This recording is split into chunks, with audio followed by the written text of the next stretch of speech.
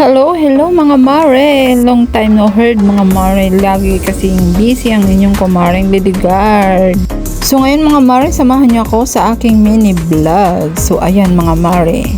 Kung kayo walang budget mga mare, nung araw na yan mga mare is wala akong budget.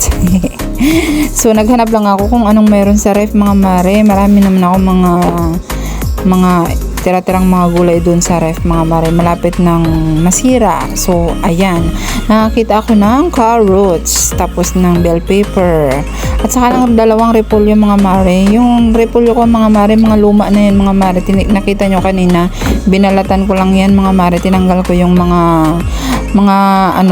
dahon niyang babulok na mga mare. So pwede pa yun mga mare, pag tinanggal mo yun sa loob nun is maayos pa. So ayan, tulad yan mga mare. So ang ginawa ko dyan mga mare is magigisa tayo ng repolyo with carrots na may century tuna at saka ng egg mga mare. So ayan, slice natin yung carrot, tapos sinunod natin yung bell pepper mga mare.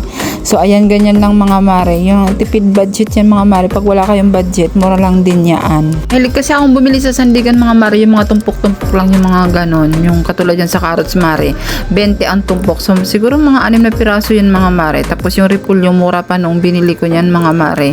40 pesos is 3 pirasong repolyo mga mare. So yung isa is na ulam ko na yun mare. Nilaga ko lang yun noon.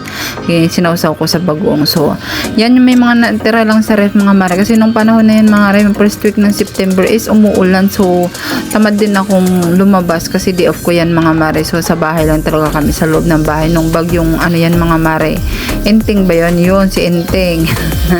Ilang linggo din yung umuulan mga mare. So ayan, ganyan lang ang gawin niyo mga mare. Kapag may mga kayo sa rep, mga gulay-gulay, pwedeng igisa-gisa yun lang mare. Tapos lagyan nyo lang ng mga, pag may dilata kayo, ganyan, pang sahog yun na yun mga mare. So ayan, ginisa lang natin yung gulay. Una natin yung carrots kasi medyo matigas yan mga mare. Tapos ginisa natin yan, nilagay natin pati yung century tuna. So ayan, habang nagluluto ako mare, is nakakita pa ako ng dahon ng sibuyas sa aking ref. So ayan, ilalagay din natin yan after maluto niyan mare. Itatoppings natin yan sa ibabaw para naman maging mukhang social naman mga ref, kahit mumurahin lang ang ulam natin, di ba? Tapos nilagyan din natin ng oyster sauce mga mare. So yun, may tira pa ako noon na oyster sauce. So ayan na mga mare, malapit na siyang maluto ang ating ulam. So ayan, bali timplahan nyo lang siya mga mare. Lagyan na ng paminta, asin, magic sarap, mga ganun mga mare. So ayan, nilagay ko na rin yung aking fried egg. So ayan, tapos ibabaw. Sa ibabaw lang mga mare. Tapos yung dahon ng sibuyas. So for the finale mga mare, titikman natin ang ating luto.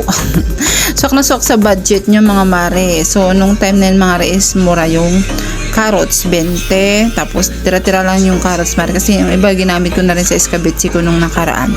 Tapos yung repolyo plus egg. So bell pepper din yan mare, tumpok din 20. Kalahati lang din yung ginamit ko dyan mga mare, kasi pinang escabeche ko ngayon nga kalahati na o yung iba mga mare. So ayan ang ating daing na bangus mare, 3 piraso yata yan mga mare.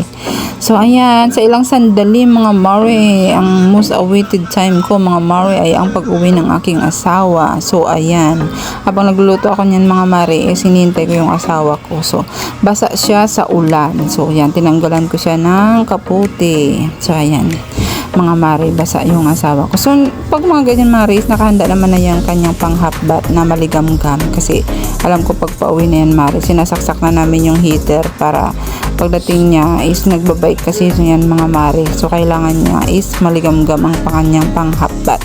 So ayan na mga mare, kakain na tayo. Bye bye for today's video. Bye.